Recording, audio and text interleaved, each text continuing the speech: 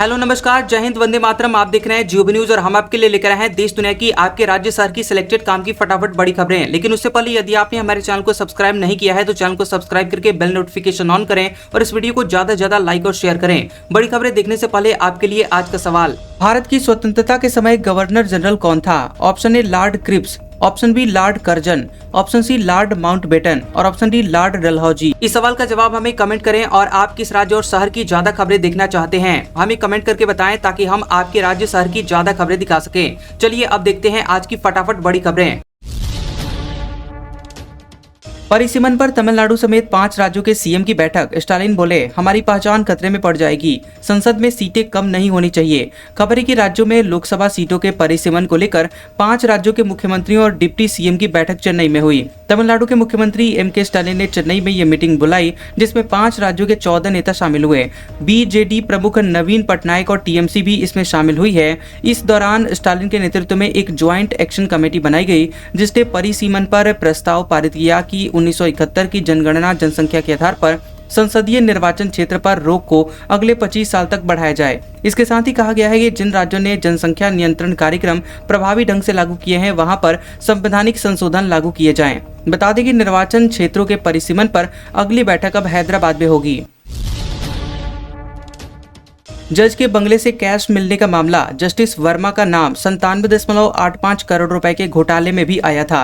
2018 में सीबीआई ने एफआईआर भी की थी। खबर है कि दिल्ली हाईकोर्ट के जस्टिस यशवंत वर्मा के घर से 15 करोड़ रुपए कैश मिलने के मामले में कार्रवाई शुरू हो गई है। दिल्ली हाईकोर्ट के चीफ जस्टिस डीके उपाध्याय ने internal inquiry report supreme court के सीजेआई संजीव खन्ना को सौंप दी है। अब कॉलेजियम इस पर आगे की कार्रवाई करेगा। इससे पहले 2018 में गाजियाबाद की सिम्भावली शुगर मिल में गड़बड़ी के मामले में जस्टिस वर्मा के खिलाफ सीबीआई ने एफआईआर दर्ज की थी। एनडीटीवी की रिपोर्ट के मुताबिक ओरिएंटल बैंक ऑफ कॉमर्स ने मिल में गड़बड़ी की शिकायत की थी। शिकायत में कहा गया था कि शुगर मिल ने किसानों के लिए जारी किए गए 97.85 करोड़ रुपए के लोन का गलत इस्तेमाल किया है। जस्टिस वर्मा तब कंपनी के नॉन एग्जीक्यूटिव डायरेक्टर थे। इस मामले में सीबीआई ने जांच शुरू की थी, हालांकि जांच धीमी गति से चलती रही।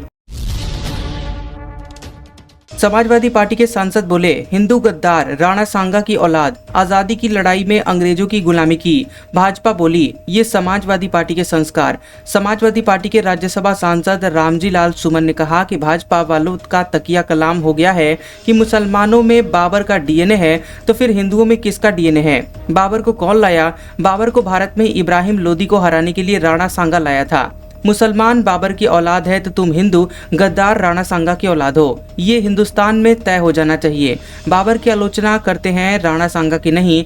देश की आज़ादी की लड़ाई में इन्होंने अंग्रेजों की गुलामी की थी। हिंदुस्तान का मुसलमान बाबर को अपना आदर्श नहीं मानता है, वो मोहम्मद साहब और सूफी परंपरा को आदर्श मानता है। रामजी लाल ने ये बातें शुक्रवार को राज्यसभा में कही थी। बता दें कि समाजवादी पार्टी के सांसद के बयान पर भाजपा ने पलटवार किया है। एक्स पर लिखा कि समाजवादी पार्टी के नेता अपने संस्कारों के अनुरूप तुष्टीकरण की सियासत में इस कदर डूब चुके हैं कि वो विदेशी आक्रांताओं का महिमा मंडन करने के लिए भारतीय महापुरुषों को अपमानित करने में जरा सा भी परहेज नहीं करते।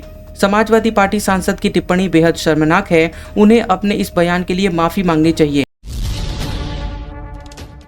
1 अप्रैल से इनएक्टिव मोबाइल नंबरों पर काम नहीं करेगा यूपीआई। साइबर फ्रॉड रोकने के लिए एनपीसीआई का फैसला, पुल ट्रांजैक्शन फीचर भी बंद होगा।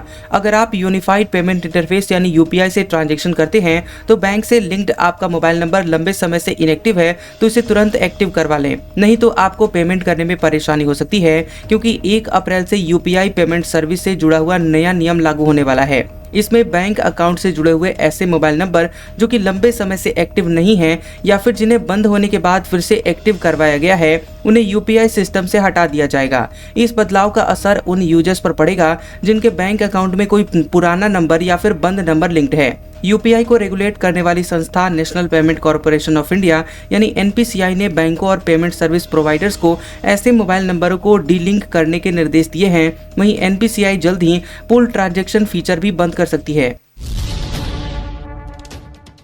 इंडिया की ग्रोथ से पूरी दुनिया को फायदा होगा, बिल गेट्स ने कहा। 2047 तक भारत विकसित राष्ट्र के रूप में उभरेगा। माइक्रोसॉफ्ट के को-फाउंडर बिल गेट्स ने कहा कि इंडिया की ग्रोथ से पूरी दुनिया को फायदा होगा। मुंबई में एक इवेंट में बिल गेट्स ने ये बातें कही हैं। इतना ही नहीं, उन्होंने भारत के इनोवेशन की तेज गति की भी सराहना की है। बिल गेट्स ने कहा कि 2047 तक देश का विकसित राष्ट्र के रूप में उभरना न केवल भारत को बदल देगा बल्कि दुनिया भी इसका सकारात्मक प्रभाव पड़ेगा। उन्होंने बताया कि फैक्ट ये है कि भारत में हेल्थ और एजुकेशन जैसे प्रमुख सेक्टरों को प्राथमिकता दी गई है और इससे बहुत सकारात्मक गतिशीलता पैदा हुई है। भारत के इकोनॉमिक ग्रोथ आउटलुक को आशाजनक बताते हुए गेट्स ने कहा कि ये एक बेहतरीन स्थिति है जब इस बात पर बहस चल रही है कि विकास दर 5% होगी या 10%। हालांकि मुझे नहीं लगता कि ये 10% तक पहुंचेगी, लेकिन 5% से नीचे भी नहीं जाएगी। पंजाब में हिंदी बोलने पर बिहार के छात्रों पर हमला, स्टूडेंट बोला हॉस्टल में घुसकर होती है मारपीट। डीएसपी से यूनिवर्सिटी ने कहा हमारे बीच का मामला। खबर है कि पंजाब की गुरु काशी यूनिवर्सिटी में बिहार के छात्रों के साथ मारपीट हुई है। एक स्टूडेंट ने 21 मार्च को एक्स पर वीडियो शेयर करके मदद की गुहार लगाई। छात्र का नाम अली अंजार है। वो दरभंगा जिले के कमतौल प्रखंड के बहुआरा गांव का रहने वाला है। गुरु काशी यूनिवर्सिटी से अली बीटेक कर रहा है। आपको बता दें कि यहाँ वीडियो में अली अंजार कह रहा है कि यहाँ के लोकल छात्र और लोग हम पर हमले कर रहे हैं, तलवार लेकर घुस जाते हैं, सिर फाड़ दिया है कई लोगों का, गार्ड भी नहीं सुनता है, पुलिस और प्रशासन हमारी नहीं सुन रहा है। बिहार के ज्यादातर स्टूडेंट से मारपीट हुई है। पूरा दिन हॉस्टल के अंदर रहते हैं, कपड़े और हिंदी भाषा सुनते ही मारने लगते हैं। हमारे यहाँ कोई सुरक्षा नहीं है। अली अंजार ने ये वीडियो मुख्यमंत्री नीतीश कुमार को टैग कर सुरक्षा की गुहार लगाई है। दिल्ली सरकार में मंत्री परवेश वर्मा ने लापरवाह अधिकारियों पर की कार्रवाई। दिल्ली के पीडब्ल्यूडी मंत्री परवेश वर्मा ने त्रिनगर विधानसभा क्षेत्र में निरीक्षण के दौरान एक अधिकारी को नशे में पाए जाने पर ट्रांसफर का आदेश दिया है। इसके अलावा NH9 सर्विस लेन पर नालों की मरम्मत में लापरवाही के कारण एक एग्जीक्यूटिव इंजीनियर को निलंबित कर दिया गया है। मंत्री ने सभी अधिकारियों को मानसून से पहले सीवर लाइन की सफाई पूरी करने और सड़कों पर सफाई की रोजाना निगरानी का निर्देश दिया है। इसके साथ ही आदेश दिया है कि सड़क निरीक्षण की रिपोर्ट रोजाना पीडब्ल्यूडी की ई-मॉनिटर ऐप पर अपलोड करें। बेलगावी में बस कंडक्टर से मारपीट का मामला, कन्नड़ संगठनों ने कर्नाटक बंद बुलाया, मराठी में बात नहीं करने पर की गई थी मारपीट।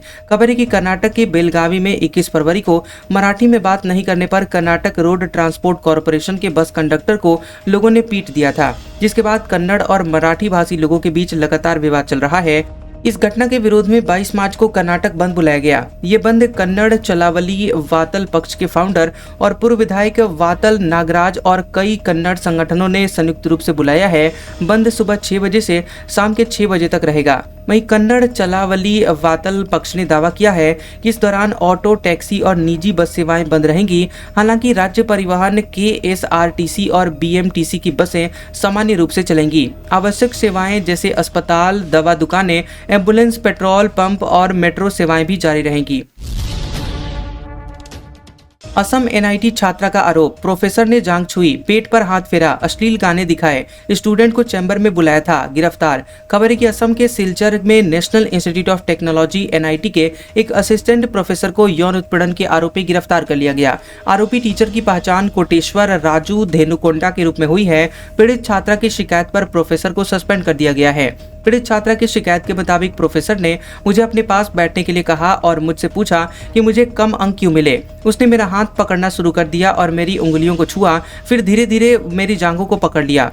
छात्रा ने बताया कि फिर उसने मेरे सामने अपने कंप्यूटर में अश्लील गाने बजाए और मेरे पेट को छुआ और रगड़ा। मैं रोने लगी लेकिन वो नहीं रुका। उसने मुझे कहा कि पैरों को फैलाकर बैठो। इसके बाद उसने पीछे से मेरी गर्दन पकड़ी। पीड़ित स्टूडेंट ने कहा कि मैं अपने दोस्त के फोन करने पर भाग निकली, जो प्रोफेसर के चैम्बर के बाहर इंतजार कर रहा था। सुप्रीम कोर्ट के 5 जजों का मणिपुर दौरा, जस्टिस गवई बोले हम आपके साथ हैं। जस्टिस कोटेश्वर सिंह बोले एक दिन मणिपुर समृद्ध होगा। खबर है कि सुप्रीम कोर्ट के 5 जजों justice BR Gavai, justice Suryakant, justice Vikram Nath, justice MM Sundaresh, justice KV Viswanathan और जस्टिस N कोटेश्वर सिंह वाला प्रतिनिधि मंडल शनिवार को मणिपुर पहुंचा। प्रतिनिधि मंडल ने चुराचांदपुर में मणिपुर की जातियंसा के विस्थापितों से मुलाकात की, राहत शिविरों का दौरा भी किया और इसके बाद प्रतिनिधि मंडल विष्णुपुर के मोइरांग कॉलेज पहुंचा। चुराचांदपुर में 295 विधिक सेवा शिविर, स्वास्थ्य शिविर और विधिक सहायता क्लिनिक का जस्टिस गवई ने उद्घाटन किया। उन्होंने कहा कि हमारे संविधान का उद्देश्य सामाजिक, आर्थिक और राजनीतिक न्याय पहुंचाना है। वहीं जस्टिस कोटेश्वर सिंह ने कहा कि मेरा मानना है कि एक दिन मणिपुर समृद्ध होगा और हमें अपने संविधान पर भरोसा रखना चाहिए। मणिपुर में एक दिन शांति स्थापित होगी और वो सफल होगा। हमें मिलकर यहाँ राहत पहुँचाने का काम करना चाहिए।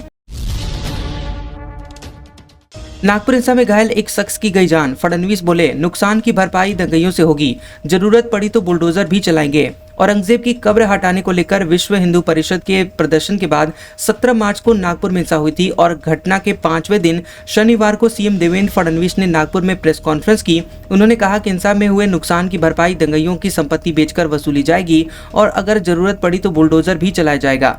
उन्होंने कहा कि पीड़ितों को जल्दी नुकसान की भरपाई की जाएगी, जिन्होंने पुलिस पर हमला किया है उनके खिलाफ कठोर से कठोर धाराएं लगाई जाएंगी। उन्होंने विपक्ष के आरोप पर कहा कि हिंसा इंटेलिजेंस फेल्योर या राजनीतिक साजिशें नहीं थी। लेडी कांस्टेबल के साथ छेड़छाड़ की खबर सच नहीं है, उन पर पत्थर जरूर फेंके गए थे। फडणवीस ने बताया कि ये कहना जल्दीबाजी होगी कि हिंसा में कोई विदेशी या बांग्लादेशी एंगल था, हालांकि इसकी जांच की जा रही है। कांग्रेस का प्रतिनिधिमंडल नागपुर दौरे पर आया था, उसमें से एक सदस्य अकोला हिंसा में आरोपी है। उन्होंने बताया कि हिंसा के कारण प्रधानमंत्री नरेंद्र मोदी का नागपुर दौरा प्रभावित नहीं होगा। यूपी में बसों का किराया घटाया, परिवहन निगम ने एसी बसों के किराए में 10% की कटौती की, यात्रियों का फायदा। खबर है कि उत्तर प्रदेश सरकार ने राज्य परिवहन निगम द्वारा चलाई जाने वाली बसों के किराए में 10% की कमी की है। वहीं परिवहन मंत्री दयाशंकर सिंह ने कहा कि यह कटौती 22 मार्च से 30 अप्रैल तक की गई है। उन्होंने कहा कि इससे पहले भी यात्रियों की सुविधाओं को ध्यान में रखते हुए किराए में कटौती की गई थी। मंत्री ने कहा कि यात्रियों को कम किराए में बेहतर सुविधाएं मुहैया कराने के लिए ऐसा किया गया है। वहीं यूपी सरकार में परिवहन मंत्री दयाशंकर सिंह ने इसकी जानकारी देते हुए कहा कि 22 मार्च से 30 अप्रैल तक उत्तर प्रदेश परिवहन निगम द्वारा संचालित समस्त वातानुकूलित बसों के किराए में न्यूनतम 10% तक की कमी की गई है।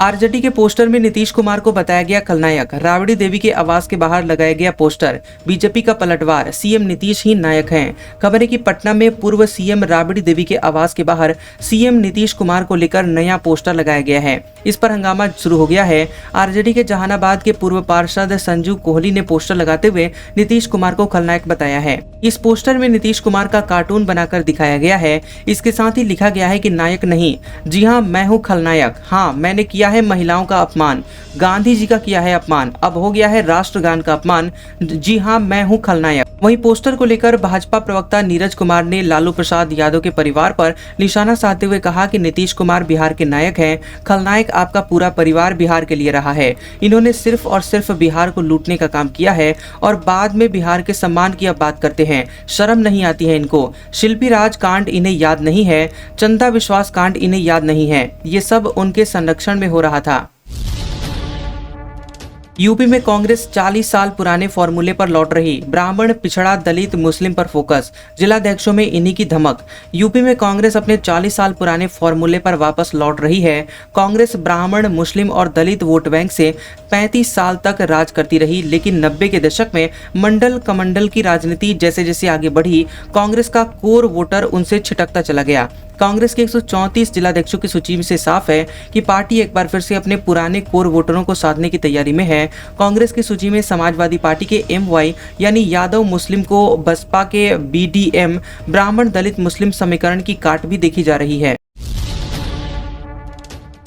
बार एसोसिएशन बोला जस्टिस वर्मा को यहां बैठने नहीं देंगे, अध्यक्ष सचिव ने कहा यहां डस्टबिन थोड़े हैं। सोमवार को आम सभा, फिर आंदोलन की चलेगी तैयारी। खबर है कि दिल्ली हाईकोर्ट के जज के बंगले में 15 करोड़ रुपए मिलने के बाद न्यायमूर्ति यशवंत सिन्हा को वापस इलाहाबाद हाईकोर्ट ट्रांसफर करने का मामला प्रयागराज में वकीलों के बीच गरमाने लगा है। इलाहाबाद हाईकोर्ट बार एसोसिएशन इस पर कड़ा विरोध जताते हुए इमरजेंसी मीटिंग बुला ली है। एसोसिएशन के पदाधिकारियों ने कड़ा रुख अपनाते हुए इसका जबरदस्त विरोध करना शुरू कर दिया है। अब पदाधिकारी वकीलों को साथ लेने की मुहिम में जुट गए हैं और अब उनका कहना है कि इस मामले पर वह वकीलों को पूरे समूह को साथ लेकर जरूरत पड़ी तो आंदोलन करेंगे। ऐसे में सोमवार को इस मामले में प्रदर्शन हो सकता है। इलाहाबाद बार एसोसिएशन के अध्यक्ष अनिल तिवारी ने कहा कि इलाहाबाद हाईकोर्ट कूड़ेदान नहीं है और यहाँ कुछ भी फेंक दिया जाए। उन्होंने इस कार्रवाई पर सख्त ऐतराज जताते हुए आम सभा की बैठक आहूत की है और ये भी स्पष्ट किया है कि ऐसी स्थिति में हम उन्हें यहाँ बैठने नहीं देंगे, जरूरत पड़ी तो हम काम भी ठप कर देंगे।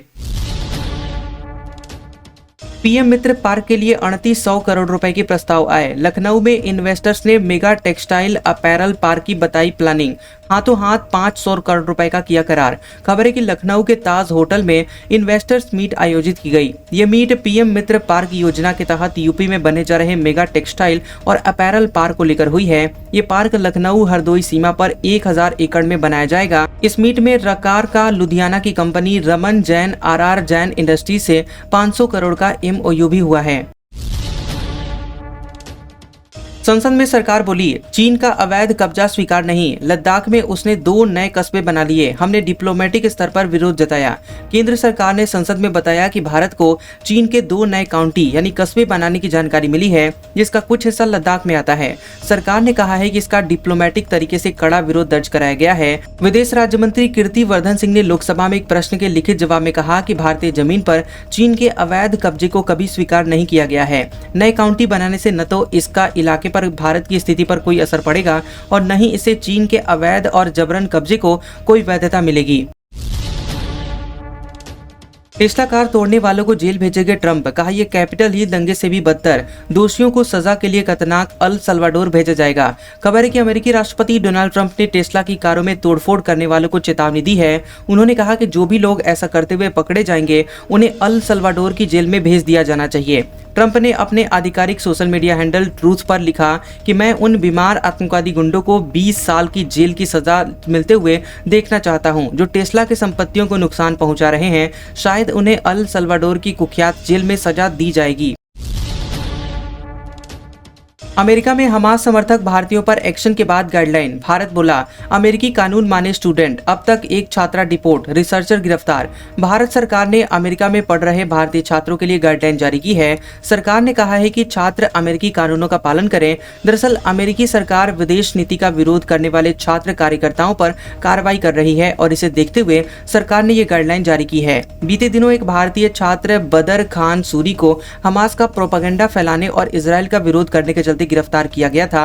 वहीं एक स्टूडेंट रंजनी श्रीनिवासन के फिलिस्तीन समर्थक रैली में शामिल होने के चलते उसका वीजा रद्द किया गया था। इसके बाद उसने खुद ही अमेरिका छोड़ दिया था। आज का सुविचार, अगर आप प्रॉब्लम्स पर फोकस करेंगे तो आपको अपना गोल दिखना बंद हो जाएगा, इसलिए अपने गोल पर फोकस करें, प्रॉब्लम्स अपने आप ही समाप्त हो जाएंगे। कैसा लगा ये वीडियो हमें कमेंट सेक्शन में जरूर बताएं। वीडियो पसंद आया हो तो वीडियो को लाइक और शेयर करें और ऐसी इंटरेस्टिंग वीडियोस देखने के लिए हमारे चैनल GOB न्यूज को सब्सक्राइब करें और बेल आइकॉन को दबाएं। और हमारे ओल्ड और लेटेस्ट वीडियोस देखने के लिए हमारे प्लेलिस्ट और कम्युनिटी टैब को जरूर चेक करें। तो मिलते हैं अगले वीडियो में, तब तक के लिए आपका शुक्रिया।